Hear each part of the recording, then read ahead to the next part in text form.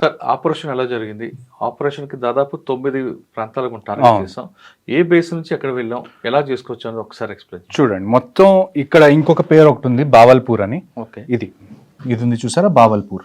ఇది 21st name. So మొత్తం నాకు తెలిసి ఇప్పుడు వరకు ఉన్న మన ఇన్ఫర్మేషన్ ప్రకారం ఫస్ట్ 21 సైట్స్ ఏవైతే ఉన్నాయో, ఇందులో సవాయి నాలా కానివ్వండి, సయ్యద్నా బిలాల్, మస్కరే అక్సా, చేలాబందీ, అబ్దుల్లా బిన్ మసూద్, దులాయి, గడి హబీబుల్లా, బట్రాసి, బాలాకోట్, ఓగి. బాలాకోట్ మనకి ఐడియా ఉండాలి, ఇంతకు ముందు కూడా మనం చేసాం. సో ఇవన్నీ ఆల్మోస్ట్ ఎక్కడైతే మనం ఇంతకు ముందు పుల్వామా అప్పుడు చేసిన ఎయిర్ స్ట్రైక్స్ అప్పుడు చేసిన ఏరియా అది.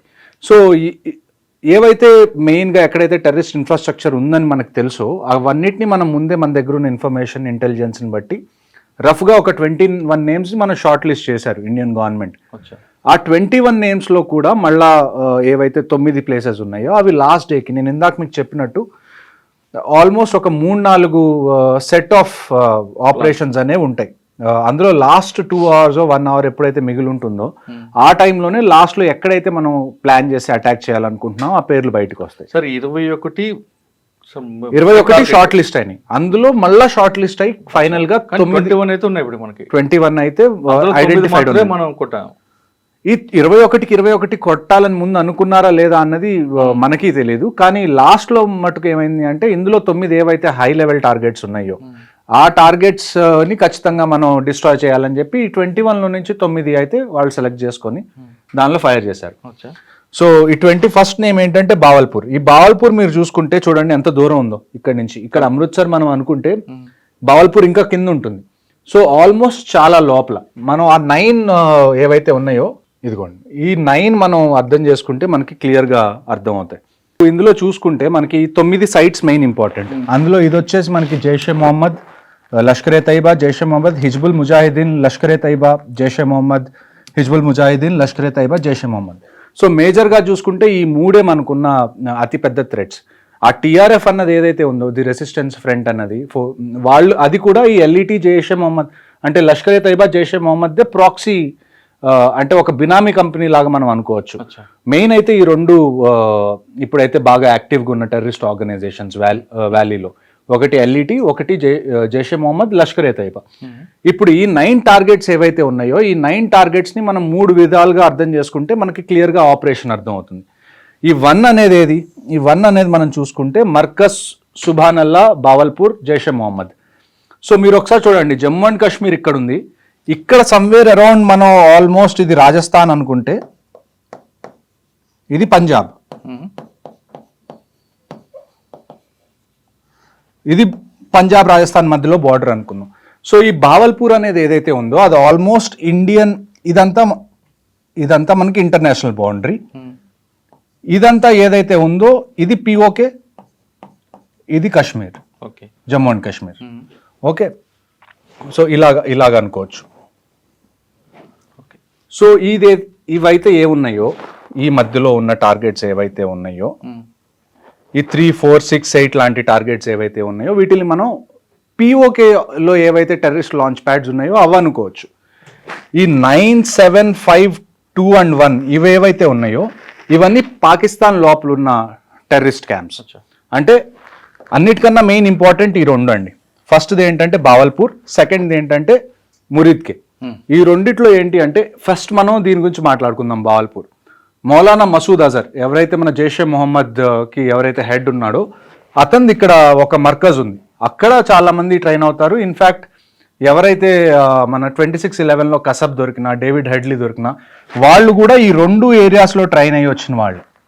వాళ్ళు కశ్మీర్ వైపు ట్రైన్ అవ్వలేదు, వాళ్ళు పంజాబ్ అండ్ రాజస్థాన్ వైపు ట్రైన్ అయ్యి ఇటువైపు వచ్చారు నీళ్ళ గుండా అంటే ఓషన్ గుండా. సో ఈ రెండోది మనకి ఉన్నది ఏంటి అంటే మురిద్కే. ఈ 2 ఒక రకంగా చూసుకుంటే ఇంటర్నేషనల్ బౌండరీ దగ్గర నుంచి చాలా లోపలికి ఉంటుంది. ఇది ఒక ఆల్మోస్ట్ నాకు తెలిసి ఇది ఒక 50 to 70 kilometers ఉండే ఛాన్స్ ఉంది ఇంటర్నేషనల్ బార్డర్ దగ్గర నుంచి ఈ బావల్పూర్ అనేది ఏదైతే ఉందో. అదే మనం మురిద్కే చూసుకుంటే మురిద్కే కూడా ఆల్మోస్ట్ 30 to 50 kilometers రేంజ్లో అయితే ఖచ్చితంగా ఇంటర్నేషనల్ బార్డర్ దగ్గర ఉంటుంది. ఆ తర్వాత మనకి మెయిన్గా మనం అటాక్ చేసింది ఏంటంటే సర్జల్, అంటే ఇది తెరాకలాన్, సియాల్కోట్ కూడా చాలా ఇంపార్టెంట్ పాయింట్. అక్కడ కూడా చాలా టెర్రరిస్ట్ యాక్టివిటీస్ అనేవి జరుగుతాయి. బర్నాలా, కోట్లీలో 2 మనం, ఆ తర్వాత ముజఫరాబాద్ అనేది 7 if I'm not wrong 8 Muzaffarabad. ఇక్కడ ఈ ముజఫరాబాద్ అనేది కూడా చాలా ఇష్యూ ఉన్న ప్లేస్. ఈ ముజఫరాబాద్ ఇందాక మనం మాట్లాడుకుంటున్నప్పుడు ముజఫరాబాద్ అనేది ఇస్లామాబాద్కి చాలా దగ్గర, అబోటాబాద్ కూడా చాలా దగ్గర. ఇంకోటి 9 అనేది ఈ 2 ముజఫరాబాద్లో 2, కోట్లీలో 2, ఆ తర్వాత పంజాబ్లో 1, రాజస్థాన్ ఎదురుగా అంటే ఇక్కడ ముల్తాన్ ఏరియా వస్తుంది. ఆ ఏరియాలో ఈ 2 టార్గెట్స్ అనేది, ఈ 2 కన్నా కానీ ఈ 5 టార్గెట్స్ ఏవైతే ఉన్నాయో అంటే ఇంటర్నేషనల్ బౌండరీ దాటి ఈ పాకిస్తాన్ లోపల ఉన్నవి అటాక్ చేయడం అనేది ఇది చాలా చాలా కొత్తగా చేసింది, అంటే చాలా అభినందించాల్సిన విషయం. ఎందుకంటే ఎయిర్ క్రాఫ్ట్స్ ఏవైతే ఉన్నాయో అవి ఎంటర్ అవ్వలేదు, ఇక్కడ వరకే ఆగిపోయినాయి ఎయిర్ క్రాఫ్ట్స్. ఇక్కడ నుంచి ఫైర్ చేసి లోపల ఉన్న టార్గెట్స్ని మనం డిస్ట్రాయ్ చేసాం. ఇదే టైంలో మనకి చాలా మిస్ఇన్ఫర్మేషన్ వస్తుంది. ఏమని అంటే మనవి కూడా ఒక 5-6 జెట్ ప్లేన్స్ వాళ్ళు కింద పడేశారు, వాళ్ళు కూల్చేశారు, అది ఇక్కడ మనకు వచ్చే క్వశ్చన్ ఏంటి, లాజిక్ ఎక్కడ మ్యాచ్ అవ్వదు అంటే మనం అసలు మన ఎయిర్ క్రాఫ్ట్స్ని బార్డరే దాటించకపోతే వాళ్ళు ఎలా కూల్చేశారు. మనం పంపించింది ఓన్లీ అమ్యునిషన్ అంటే మిసైల్స్ ఒక్కటే మనం పంపించాం. ఎయిర్ క్రాఫ్ట్స్ మనం లోపల పంపించినప్పుడు వాళ్ళ ఎయిర్ క్రాఫ్ట్స్ అసలు ఎలా కింద పడేయగలరు చెప్పుకోవడానికి. అంటే జనరల్ గా ఎప్పుడైనా ఇలాంటి ఆపరేషన్ జరిగినా, ఇలాంటి వార్ లాంటి సిచ్యువేషన్ వచ్చినా అన్నిటికన్నా పెద్ద థ్రెట్ ఏంటి అంటే ఇన్ఫర్మేషన్ వార్ఫేర్. అలాంటి టైంలో ఇష్టం వచ్చినట్టు ప్రొపగాండా చేయడం కానివ్వండి, లేకపోతే పుకార్లు పుట్టించడం కానివ్వండి, దీనివల్ల ఏమైందంటే జనాల్లో ప్యానిక్ క్రియేట్ అవ్వడం. ఇప్పుడు మనకు ఒక న్యూస్ వస్తుంది, అది నిజమో కాదో మనం తెలుసుకోక ముందే మనం షేర్ చేసేసాం, ఒక 2 గంటల్లో జరగాల్సిన డ్యామేజ్ మొత్తం జరిగిపోతుంది. అది ఫ్యాక్ట్ చెక్ అయ్యి అది అబద్ధం అని తెలిసేసరికి 2 గంటలు అయిపోతుంది. సార్ ఇప్పుడు 9 అటాక్లు చేశారు కదా. అవును. ఆల్రెడీ ఇక్కడ బోర్డర్ మన దగ్గర ఉంది, రాజస్థాన్ కి పంజాబ్ కి. అవును. వాళ్ళు జమ్మూ ఇటువైపు కొట్టారు, 16 మంది చనిపోయారు. మరి ఈ ప్రాంతం అంతా కూడా మన వాళ్ళు ముందే అలర్ట్ చేస్తుంటే బాగుంటుంది కదా. అది ఈ ప్రాంతం అండి, ఈ జమ్మూ ఏరియా ఏదైతే ఉందో, నేను ఇందాక కూడా అదే చెప్పాను, ప్రోయాక్టివ్ గా ఖచ్చితంగా జేఎండ్కే గవర్నమెంట్ అయితే ఉండాల్సింది. ఎందుకంటే కంటిన్యూస్ గా ఇది జమ్మూ, ఇది కాశ్మీర్ రీజన్, ఇది జమ్మూ రీజన్ అనుకున్నారు అనుకోండి. ఇప్పుడు వరకు నేను చూసిన దాంట్లో ఎప్పుడైనా షెల్లింగ్ జరిగితే ఇటువైపు షెల్లింగ్ వచ్చే ఛాన్సెస్ ఆల్మోస్ట్ 0. కానీ ఈ ఏరియా మాత్రం కంటిన్యూస్ గా కొన్ని సంవత్సరాల నుంచి ఎప్పుడు ఇండియా పాకిస్తాన్ మధ్యలో సీజ్ ఫైర్ వైలేషన్ అయినా కానీ ఈ రజౌరి మోస్ట్లీ 2 ఉన్నాయి. రజౌరి ఒకటి, పూంచ్ ఒకటి, పూంచ్ సెక్టర్, ఈ 2 జమ్మూలో ఉన్నాయి. ఇవన్నీ దగ్గరలో ఉండే. సాంబా సెక్టర్ కూడా జమ్మూ ఏరియాలోనే ఉంటాయి. ఈ వీటితో పాటు RS4 కూడా ఎఫెక్టెడ్ కదా. అవునండి. అవన్నీ ఇప్పుడు ప్రస్తుతం మనకు అందిన ఇన్ఫర్మేషన్ ప్రకారం వెస్ట్ సైడ్ లో ఉన్న ఏవైతే మేజర్ ఎయిర్పోర్ట్స్ ఉన్నాయో ఆ ఎయిర్పోర్ట్స్ కూడా మూసేయడం జరిగింది, ఇంక్లూడింగ్ ఉత్తరాఖండ్, హిమాచల్ ఆల్సో.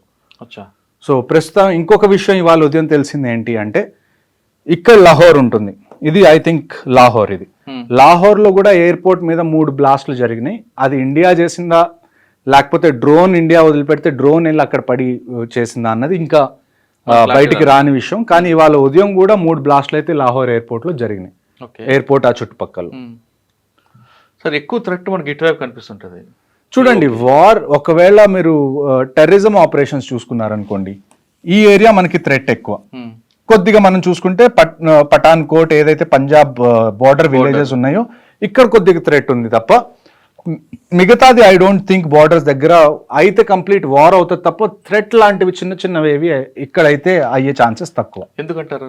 ఎందుకంటే ఇక్కడ ఇంటర్నేషనల్ బౌండరీ కాబట్టి, ఇక్కడ BSF ఆల్రెడీ ఉంటుంది కాబట్టి ఇక్కడ మనకి ఇష్యూ ఉండదు.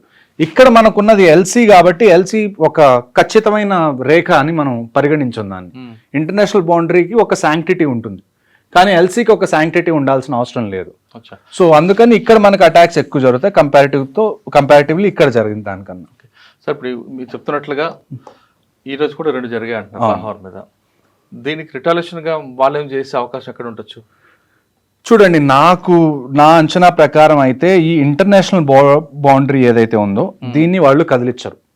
వాళ్ళు ఎంత చేసినా కానీ నాకు తెలిసి ఈ POK నుంచి కాశ్మీర్లో చేస్తారు, లేకపోతే టెర్రరిస్ట్ పంపించి అలాగే ఏమైనా చేయొచ్చు, లేకపోతే జమ్మూ అండ్ పఠాన్కోట్ సెక్టర్ ఏదైతే ఉందో అక్కడ షెల్లింగ్ చేసే అవకాశం ఉంది తప్ప కిందకు వస్తే వాళ్ళంతటి వాళ్ళు యుద్ధాన్ని ప్రకటించినట్టే. సో ఈ ఇంటర్నేషనల్ గేమ్ ఇక్కడే ఆడాలి, ఎందుకంటే ఇక్కడ LC ఉంది కాబట్టి. ఇంటర్నేషనల్ బౌండరీకి ఒక పవిత్రత ఉంటుంది, ఆ పవిత్రతని వాళ్ళు ఏమన్నా, ఇప్పుడు మనం నిన్న క్రాస్ చేసాం ఇంటర్నేషనల్ బౌండరీ, కానీ క్రాస్ చేసినా కానీ మనం ఎప్పుడు పాకిస్తాన్ మిలిటరీ ఇన్ఫ్రాస్ట్రక్చర్ కానివ్వండి, లేకపోతే పాకిస్తాన్ దగ్గర ఉన్న ఎక్విప్మెంట్ని కానివ్వండి, సివిలియన్స్ని కానీ మనం టార్గెట్ చేయలేదు. మనం ఓన్లీ టార్గెట్ చేసింది జస్ట్ టెర్రరిస్ట్ క్యాంప్స్ ఏవైతే ఉన్నాయో వాటిని టార్గెట్ చేశాం. కాబట్టి ఒక రకంగా చూసుకుంటే ఆ ఇంటర్నేషనల్ బౌండరీకి ఉన్న పవిత్రతను మనం నిలబెట్టాం. డిస్టర్బ్ చేయకుండా వీలైనంత తక్కువ చేయగలిగినంత మనం చేసాం. కానీ వాళ్ళు ఒకవేళ కనుక ఇంటర్నేషనల్ బౌండరీ క్రాస్ చేశారనుకోండి, లేకపోతే క్రాస్ చేయడానికి ట్రై చేస్తే మాత్రం ఖచ్చితంగా మన వైపు నుంచి కూడా రిటాలియేషన్ ఉంటుంది గట్టిగా. సార్ ఇదంతా ఒక పార్ట్ పెట్టండి. అసలు ఆ రోజు ఈ విధంగా వచ్చారు, లోపలికి వెళ్ళి వచ్చారు వాళ్ళు? చూడండి, అది మీరు ఒకసారి పిఓకే ఏరియా ఏదైతే ఉందో ఇక్కడ మనకి కంటిన్యూస్గా terrorist launch pods, terrorist training centres అనేవి ఎప్పటి నుంచో ఉన్నాయి. ఇప్పుడు బాలాకోట్ ఎయిర్ స్ట్రైక్ జరిగినప్పుడు కూడా ఇక్కడ ఉన్నవే మనం అన్ని డ్యామేజ్ చేసాం, కానీ వెంటనే మళ్ళీ పుట్టుకొచ్చినాయి పుట్టుకొడుగుల్లాగా. సో ఇక్కడి నుంచి వాళ్ళు కాశ్మీర్లోకి పాసెస్ ఉంటాయి. కొన్నిసార్లు నదుల్లో నుంచి వస్తారు, కొన్నిసార్లు మంచు పడడం వల్ల టన్నల్స్ ఉంటాయి. మంచు పడడం వల్ల ఫెన్సింగ్ ఏదైతే ఉంటుందో ఫెన్సింగ్ కూలిపోవడం కానివ్వండి, దాని మీద నుంచి ఎక్కి రావడం కొద్దిగా ఈజీ అవుతుంది. పాసెస్ కొన్ని తెరుచుకుంటాయి. వింటర్ పాసెస్ ఏవైతే మూసెస్ ఉన్నాయో సమ్మర్ స్టార్ట్ అవగానే అవి ఓపెన్ అవుతాయి. సో అటువైపు నుంచి వచ్చి వాళ్ళు ముందే ఏదైతే ఫారెస్ట్ ఉందో ఆ ఫారెస్ట్ లో వాళ్ళు ముందే దాక్కున్నారు. ఆ ఫారెస్ట్ లో దాక్కొని అక్కడి నుంచి పహల్గామ్లో అటాక్ జరిగిందని చెప్పి నాకు తెలిసిన ప్యాటర్న్. సార్ వీళ్ళకి లోకల్ వాళ్ళు సపోర్ట్ చేశారనేది వాస్తవం అంటారా? ఖచ్చితంగా ఉందండి. ఇప్పుడు ఇంకొక విషయం ఏం జరిగిందంటే, రీసెంట్గా వీళ్ళకి ఎవరైతే లాజిస్టిక్స్ ప్రొవైడ్ చేశారో, పహల్గామ్ అటాక్ చేసిన వాళ్ళకి ఎవరైతే లాజిస్టిక్స్ ప్రొవైడ్ చేశారో ఒక వ్యక్తి, వాళ్ళకి తిండి పెట్టడం కానీ, వాళ్ళు ఉండడానికి ఏరియా ఇవ్వడం కానీ, అతన్ని ఆర్మీ పట్టుకోవడానికి వెళ్తే అతను తప్పించుకుందామని చెప్పి నదిలో దూకి ట్రై చేస్తే చనిపోయాడు. సో లోకల్స్ది ఖచ్చితంగా ఇందులో ప్రమేయం ఉంది. అందుకే ఈ ఇన్సిడెంట్ జరిగిన వెంటనే 1500 మంది ఆన్ గ్రౌండ్ వర్కర్స్ని Indian army, Jammu and Kashmir police arrest చేసి వాళ్ళని ఇంట్రాగేట్ చేసిన తర్వాత వచ్చిన న్యూస్ని బట్టి అతన్ని పట్టుకోవడానికి వెళ్ళారు. ఓకే సార్, ఇదంతా ఒక పార్ట్ అండి. కానీ పహల్గామ్లో చేసిన అటాక్ ఆ నలుగురు ఎప్పుడు దొరుకుతారండి? ఆ నలుగురు కదా ఇంపార్టెంట్. చూడండి, ఇప్పుడు మీరు మొక్కలు పీకేయడం కన్నా కానీ దాన్ని ఏవైతే వేర్లు ఆకులు తుంచడం కన్నా వేర్లు నుంచి బయటికి పెకిలించి తీయడం కరెక్ట్ అప్రోచ్ అని నా ఉద్దేశం. ఈ నలుగురు ఖచ్చితంగా దొరుకుతారు, వీళ్ళు ఎక్కువ టైం పట్టదు. ఈ రోజుకి నాకు తెలిసి 2 వారాలు అవుతుంది మన అటాక్ అయ్యి. నాకు తెలిసి ఈ మంత్ అయిపోయే లోపల, మే అయిపోయే లోపల ఆ నలుగురిలో కనీసం 2 అయినా చనిపోతారని చెప్పి నేను ఖచ్చితంగా చెప్పగలను. సార్ వాళ్ళకు బాగా కరడు కట్టిన వాళ్ళు టెర్రరిస్టులు కాబట్టి వాళ్ళు 3-4 days అయినా ఫుడ్ లేకుండా ఉండిపోతారు ఈ ప్రాంతంలో అనేది. కరుడు కట్టిన టెర్రరిస్ట్ కన్నా కూడా అందులో ఒక్కడెవరైతే ఉన్నాడో హాషిమ్ మూసా అని, అతను పాకిస్తాన్ పారా కమాండో, ఇంతకుముందు ఆర్మీ నుంచి తను రిటైర్ అయిపోయి తను టెర్రరిజంలో చేరాడు. సో మెయిన్ మనం పట్టుకోవాల్సిన వాళ్ళు ఎవరన్నా ఉన్నారు అంటే దట్ షుడ్ బి మూసా. ఎందుకంటే అతన్ని పట్టుకుంటే అతని దగ్గర ఉన్న క్రెడిబుల్ ఇన్ఫర్మేషన్ ఏదైతే ఉందో, అంటే తను పాకిస్తాన్ ఆర్మీలో ఇంతకు ముందు చేశాడు అని తెలిస్తే దాన్ని మనం UN దాకా ఎస్కలేట్ చేయొచ్చు. సో అందుకని చెప్పి వీళ్ళని పట్టుకోవడం చాలా ఇంపార్టెంట్. నాకు తెలిసి ఇండియన్ ఆర్మీ, JNK పోలీస్ ఖచ్చితంగా పనిలో ఉంటారు. ఈ పనిలో ప్రతి చోట నుంచి ఇన్ఫర్మేషన్ గ్యాదర్ చేసి వాళ్ళని పట్టుకోవడానికి నాకు తెలిసి ఈ మంత్ ఎండ్ లోపల కనీసం 2 అయితే వాళ్ళు చనిపోతారని నేను షూర్గా చెప్పగలను. ఓకే సార్, ఫైనల్గా చెప్పండి, ఈ ఇష్యూ జరుగుతుంది, ఇది ఇప్పుడు ఆగేది కాదు, కానీ ప్రజల వైపు నుంచి ఏం సహకారం కావాలండి? ప్రజల వైపు నుంచి సహకారం ఎలాగుంటుందంటే అండి, ఇప్పుడు ఫర్ ఎగ్జాంపుల్ పోలీసు, ఆర్మీ కాకుండా ప్రతి పౌరుడు, ప్రతి జాబ్ అనేది చాలా ఇంపార్టెంట్. ఈ టైంలో వార్ జరిగినప్పుడు ఫర్ ఎగ్జాంపుల్ ఇప్పుడు మనం మాక్ డ్రిల్స్ గురించి మాట్లాడుకున్నాం. 7వ తారీఖు మనం మాక్ డ్రిల్ చేయాలి అని అనుకున్నాం. ఒకవేళ నిజంగా ఇక్కడ ఒక పాకిస్తానీ ఫైటర్ జెట్ వచ్చి హైదరాబాద్ మీద బాంబు వేయాలని అనుకుంది, ఇందులో అందరికన్నా పెద్ద పాత్ర ఎవరిది ఉంటుందో తెలుసా అండి? Line man. ఒక ఎలక్ట్రిసిటీ డిపార్ట్మెంట్లో లైన్ మెన్ ఎవరు ఉంటారో, లేకపోతే సబ్ స్టేషన్లో ఎవరైతే ఈ ఎలక్ట్రిసిటీ మొత్తాన్ని మేనేజ్ చేస్తున్నారో వాళ్ళ మీద కూడా చాలా ప్రెషర్ ఉంటుంది, వాళ్ళ మీద కూడా ఒక బాధ్యత ఉంటుంది.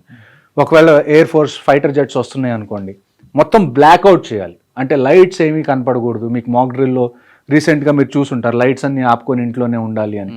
అలాంటి టైంలో ఒక లైన్ మ్యాన్కో లేకపోతే ఒక సబ్ స్టేషన్ ఎవరైతే చూసుకుంటున్నారో వాళ్ళకి ఒక ఐడియా ఉండాలి, ఎప్పుడు మనం లైట్స్ అన్ని ఆపేయాలి. వస్తుందని ఎలా తెలుస్తుంది?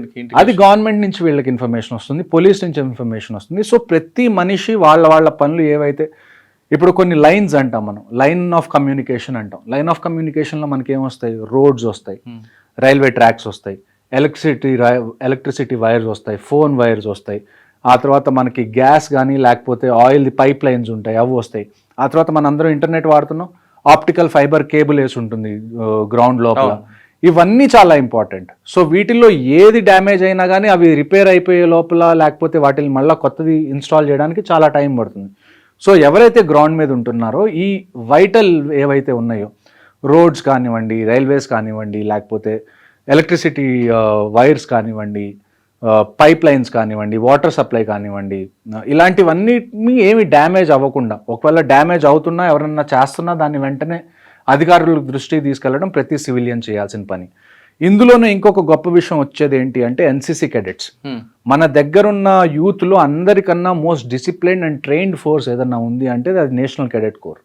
ఎన్సీసీ కెడెట్స్ కూడా ఏం చేస్తారంటే ఒకవేళ వార్ వచ్చింది అనుకోండి, ఇక్కడ నుంచి చాలామంది ఫ్రంట్ లైన్స్కి వెళ్ళిపోతారు, పోలీసులు కూడా చాలా విషయాల్లో బిజీ అయిపోతారు. అలాంటి టైంలో రోడ్ మేనేజ్మెంట్ కానివ్వండి, ట్రాఫిక్ మేనేజ్మెంట్ కానివ్వండి, ఎక్కడన్నా పోలీసులు కూడా ఎక్స్ట్రా మ్యాన్ పవర్ కావాలనుకోండి, అలాంటి టైంలో ఎన్సీసీ కెడెట్స్ కూడా పోలీసులకి హెల్ప్ చేస్తారు, లా అండ్ ఆర్డర్కి హెల్ప్ చేస్తారు. వాళ్ళతో పాటు భారత్ స్కౌట్ కూడా ఉంది కదా. అవును, వాళ్ళు కూడా వస్తారు. కాకపోతే ఎన్సీసీ ఏంటంటే ఆర్మీతో చాలా క్లోజ్గా ట్రైన్ చేస్తుంది కాబట్టి వాళ్ళకి కొన్ని విషయాలు ఎన్ఎస్ఎస్ కానివ్వండి, లేకపోతే స్కౌట్స్ అండ్ గైడ్స్ కానీ వాళ్ళకి తెలియనివి వీళ్ళకి తెలిసే అవకాశం ఎక్కువ ఉంటుంది. అంటే వాళ్ళు కూడా రోడ్డు మీదకి వచ్చి ఖచ్చితంగా అండి, ప్రతి ఒక్కళ్ళు రావాల్సిన అవసరం వస్తుంది ఒకవేళ నిజంగా కనుక వార్ వస్తే. వాళ్ళిద్దరు కాకుండా, ఆ రెండు ఏజెన్సీస్ కాకుండా సివిల్ అన్న కామన్ మ్యాన్ కూడా ఏం చేయాలి? కామన్ మ్యాన్ అదే కదండి, ఇప్పుడు మీరు ఇంటి దగ్గర ఉన్నారు, మీ ఇంటి దగ్గర ఎవరో ఒక రోడ్డు మీద గుంత తవ్వుతున్నారు చాలా పెద్దది, అటువైపు నుంచి ఇప్పుడు హైదరాబాద్ సికింద్రాబాద్లో కూడా మనకి కంటోన్మెంట్స్ ఉన్నాయి. రేపు వార్ అయితే ఇక్కడి నుంచి ఎక్విప్మెంట్ తీసుకొని వీళ్ళు కూడా వెళ్తారు కదా. అలా వెళ్ళేటప్పుడు మధ్యలో ఎవరైనా రోడ్డుకి గుంతలు తవ్వుతున్నారా వాళ్ళ మూవ్మెంట్ ఆపడానికి, లేకపోతే రైల్వే ట్రాక్స్ని ఏమైనా డిస్టర్బ్ చేయడానికి ట్రై చేస్తున్నారు, ఇలాంటివి మీకు కనపడినప్పుడు మీ బాధ్యత ఏంటి అంటే వెంటనే అధికారులకు చెప్పడం. ఇక్కడ ఎవరన్నా వచ్చి రోడ్ల మీద అనవసరంగా గుంతలు తవ్వుతున్నారు, ఆర్మీ కాన్వాయ్ వెళ్తుంటే. ఇంకొక విషయం ఏంటి అంటే అన్నిటికన్నా చాలా ఇంపార్టెంట్ విషయం మిలిటరీ ఆపరేషన్స్లో సీక్రసీ, కాన్ఫిడెన్షియాలిటీ. అది ఎప్పుడు పోతుంది అంటే ఇక్కడి నుంచి మనం ఎక్విప్మెంట్ తీసుకొని వెళ్తున్నప్పుడు దాని ఫోటోలు తీయడం, వీడియోలు తీయడం, దాన్ని పోస్ట్ చేయడం, దీనివల్ల ఏమవుతుంది అంటే ఎనిమికి తెలిసిపోతుంది మనం ఏమేమి ఎక్విప్మెంట్ తీసుకొని వస్తున్నాం, ఎంతమంది వస్తున్నాం అని ఒక రఫ్గా ఒక ఐడియా వస్తుంది, దానికి ప్రిపేర్ అయ్యి ఉంటాడు. సో మనం చేయాల్సింది ఏంటంటే సివిలియన్స్గా మీరు ఒకవేళ ఆర్మీ కాన్వాయ్ వెళ్తూ కనపడింది, మీరు జస్ట్ సెల్యూట్ చేయడమో, లేకపోతే వాళ్ళకు ఒక వాటర్ బాటిల్ ఇవ్వడమో, లేకపోతే ఒక చాయ్ ఒక ఫ్లాస్క్లో పోసి ఇవ్వడం తప్ప ఒక వీడియో తీసి నేను దాన్ని సోషల్ మీడియాలో పెడతాను అంటే మాత్రం దాన్ని అది ఒక మంచి విషయం కాదని చెప్పి చాలా మంది సెల్ఫీలు తీసుకొని పెడుతుంటారు. సెల్ఫీలు తీసుకోను, లేకపోతే రోడ్ మీద అలా వెళ్తుంటే వీడియో తీసి ఇండియన్ ఆర్మీకి సెల్యూట్ చేస్తున్నట్టు పెట్టిన, ఇవన్నీ మాకు అర్థం అవుతుంది. మీరు చాలా మనకు తెలియకుండానే నేరం తప్పు చేస్తున్నాం. మీకు ప్రేమ ఉంది, అది మీరు చూపించుకోవాలనుకుంటున్నారు, అందులో తప్పు లేదు. కానీ కొద్దిగా సెక్యూరిటీ పారామీటర్స్ ఏవైతే ఉంటాయో అవి కూడా దృష్టిలో పెట్టుకొని మీరు ఆన్లైన్ ఏం పోస్ట్ చేస్తున్నా కానీ 1-2 సార్లు ఆలోచించి పోస్ట్ చేయాలని నా మనవి. ఓకే, ఫైనల్గా ఇంకోసారి చెప్పండి, ఇప్పుడు జరిగిన ఆపరేషన్ ఎక్కడో ఆగిపోతుందా లేదా అంతం కాదు ఆరంభం అయింది? నన్ను అడిగితే ఆగకూడదండి, ఆగకూడదు. ఎందుకు అంటే ఇంతకు ముందు మనం ఉరి జరిగినప్పుడు కూడా మనం సర్జికల్ స్ట్రైక్స్ చేసాం, టెర్రరిస్ట్నే చంపాం. ఆ తర్వాత పుల్వామా జరిగింది, బాలాకోట్ ఎయిర్ స్ట్రైక్స్ చేసాం, మనం టెర్రరిస్ట్నే చంపాం. ఇప్పుడు మళ్ళీ ఇది పహల్గామ్ అయింది, మళ్ళీ మనం అటాక్ చేస్తున్నాం, టెర్రరిస్ట్నే చంపుతున్నాం. జస్ట్ టెర్రరిస్ట్ని చంపినంత మాత్రాన ఈ ప్రాబ్లంకి పర్మనెంట్ సొల్యూషన్ అనేది రాదు. మనం 2 విషయాలు ఇండియా ఖచ్చితంగా చేయాల్సింది ఏంటి అంటే, ఫస్ట్ విషయం పాకిస్తాన్లో పాకిస్తాన్ ఆర్మీ కన్నా పాకిస్తాన్ గవర్నమెంట్ని ఎలా పవర్ఫుల్ చేయాలి. ఎందుకంటే మీరు ఇప్పుడు ఇండియాలో కూడా ఆర్మీ, నేవీ, ఎయిర్ ఫోర్స్ ఉన్నాయి అండ్ వీఆర్ పవర్ఫుల్. కానీ మేము ఏ రోజన్నా గవర్నమెంట్కి అగేన్స్ట్కి వెళ్ళాం. ఎందుకంటే ఇక్కడ ఉన్న గవర్నమెంట్ ప్రజల చేత ఎన్నుకోబడిన గవర్నమెంట్. అంటే మాకు ఆ గవర్నమెంట్ నుంచి ఏమొస్తున్నా ఆర్డర్స్ అది ఇండైరెక్ట్గా ప్రజల నుంచి వస్తున్నట్టే, అంతే కదా. సో మేము దాన్ని లెక్క చేయకుండా ఉంటే మేము ఈ జనాల్ని లెక్క చేయనట్టు అర్థం. సో పాకిస్తాన్లో ఏంటంటే అక్కడ ఒక గవర్నమెంట్ ఎలక్ట్ అవుతుంది, ఆ ఎలక్ట్ అయిన గవర్నమెంట్ ఏదైనా చేద్దాం అనుకునే లోపల అక్కడ పాకిస్తాన్ ఆర్మీ వచ్చేసి ఆ గవర్నమెంట్ని నెట్టేసి వాళ్ళు మళ్ళీ పాలించడం మొదలు పెడతారు. సో ఇండియా టార్గెట్ ఏముండాలి అంటే పాకిస్తాన్ గవర్నమెంట్ ఏదైతే ఉందో దాన్ని పాకిస్తాన్ ఆర్మీ కన్నా పవర్ఫుల్ చేయడం ఫస్ట్ విషయం మనకు కావాలి. రెండో విషయం ఏంటి అంటే ఈ ఆపరేషన్స్తో పాటుగా మనం చేయాల్సింది ఏంటి అంటే, ఇప్పుడు Pakistan is also a nuclear country, వాళ్ళ దగ్గర కూడా న్యూక్లియర్ కేపబిలిటీస్ ఉన్నాయి. మనం ఏమేం డాక్యుమెంట్స్ లేకపోతే ఏమేం ప్రూఫ్స్ కలెక్ట్ చేసి మనం యునైటెడ్ నేషన్స్లో ఎలాగ అపీల్ చేయాలి అంటే, ఇలాంటి పనులు పాకిస్తాన్ చేస్తుంది కాబట్టి యుఎన్ షుడ్ మేక్ షూర్ పాకిస్తాన్ని డీన్యూక్లియరైజ్ చేయాలి. పాకిస్తాన్ దగ్గర న్యూక్లియర్ అసెట్స్ ఉంటే కోతి కొబ్బరి చెప్పు ఉన్నట్టే. సో అందుకని చెప్పి వాళ్ళ దగ్గర నుంచి న్యూక్లియర్ అసెట్స్ అనేవి మనం యునైటెడ్ నేషన్స్ ద్వారా తీసేయడం అనేది ఒక దాన్ని ఏమంటారు లాంగ్ రన్లో మనకి చాలా బెనిఫిట్ అయ్యే ఒక ప్లాన్. ఈ రెండు మనం ఇండియన్ గవర్నమెంట్ చేస్తే నాకు తెలిసి ఈ ప్రాబ్లంకి ఒక పర్మనెంట్ సొల్యూషన్ అయితే ఉంటుంది. అంతేగాని పిఓకే చూడండి, ఒక్కసారి వాళ్ళ దగ్గర న్యూక్లియర్ లేదనుకోండి, న్యూక్లియర్ డిటరెంట్ అనేది వాళ్ళ దగ్గర లేదనుకోండి, మనం ఆపరేషన్స్ కూడా కొద్దిగా ఈజీగా చేయొచ్చు. పిఓకే ఇప్పుడు ఈ government, for example Modi government, మేము పిఓకే తెస్తాం అని అన్నా కానీ it doesn't happen in a week or A month. దానికి చాలా టైం పడుతుంది, దానికి బ్యాక్గ్రౌండ్ వర్క్ కూడా చాలా కావాలి. అలాంటి బ్యాక్గ్రౌండ్ వర్క్లో నన్ను అడిగితే ఆ న్యూక్లియర్ ఏవైతే ఉన్నాయో న్యూక్లియర్ అసెట్స్ పాకిస్తాన్ దగ్గర, అది యుఎన్ జప్తు చేసుకున్న తర్వాత మనం ముందుకెళ్ళడం బెటర్. ఓకే, మొత్తం మీద ఆపరేషన్ చూసుకుంటే ఏమాత్రం కాదు, మనం వాడింది కేవలం 1% మాత్రమే వాడామంటున్నారు హర్ష గారు. ఆయన చెప్తున్నట్టుగా పూర్తి స్థాయిలో మనం వాడితే దాన్ని తట్టుకోవడం ఎవరి తరం కాదు అని చెప్తున్నారు. మరోవైపు ఒకవేళ పాకిస్తాన్ కానీ యుద్ధం ప్రకటిస్తే భారతదేశంలో ప్రతి పౌరుడు కూడా తన వంతు పాత్ర పోషించాలంటూ హర్షవర్ధన్ చెప్తున్నారు. ఇది మందే కాదు అని కాకుండా ప్రతి ఒక్కరు తమకి ఏం జరుగుతుందన్న విషయాన్ని వెంటనే ఆఫీసులకు దృష్టి తీసుకెళ్ళడం, అదేవిధంగా అక్కడ జరుగుతున్న విషయాలను సెల్ఫీలకి తీసుకొని కాలక్షేపం చేయకుండా మీ వంతు బాధ్యతగా చేయండి అంటూ హర్షవర్ధన్ గారు రిక్వెస్ట్ చేస్తున్నారు. ఇది పహల్గామ్ ఇష్యూపై హర్షవర్ధన్ గారు ఒపీనియన్. మరో ఇష్యూలో మళ్ళీ కలుద్దాం. అంతవరకు నమస్తే. థ్యాంక్ యూ అండి. Thank you very much. జై హింద్. Thank you. I dreams, this police diaries is something very, very valuable towards that. I must really appreciate Murali, your insights. I dreams founder and CEO చిన్న వాసుదేవ్ రెడ్డి గారితో Muralidhar crime stories చాలా famous అయిపోయినావు.